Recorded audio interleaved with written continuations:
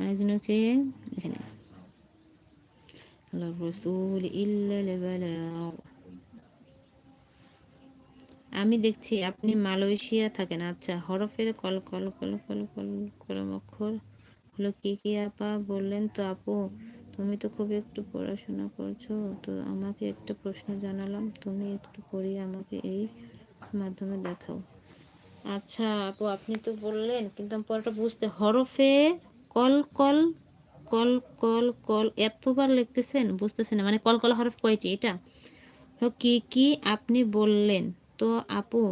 তুমি তো মানে আপনি আবার বললেন তুমি। আচ্ছা সমস্যা নাই। তুমি তো খুব একটু পড়াশোনা করেছো, তো আমাকে একটা প্রশ্ন মানে আমাকে একটা প্রশ্ন জানালাম, মানে তোমাকে একটা প্রশ্ন না, তুমি একটু পড়ি আমাকে এই ল্যাবের মাধ্যমে দেখাও। প্রশ্নটা আরেকবার করেন সুন্দর করে, আমি প্রশ্নটা বোঝানোর চেষ্টা করব।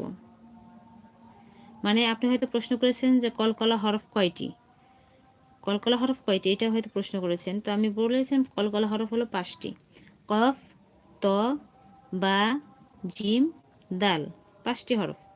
সেক্ষেত্রে যদি ওয়াকফের সময় যদি কলকলা হরফে কোনো একটি হরফ আসে, জবর জের পেশ যতম যাই থাকুক, মানে জবর জের পেশ এগুলো যদি থাকে মদের হরফ, সেগুলো কলকলা হবে।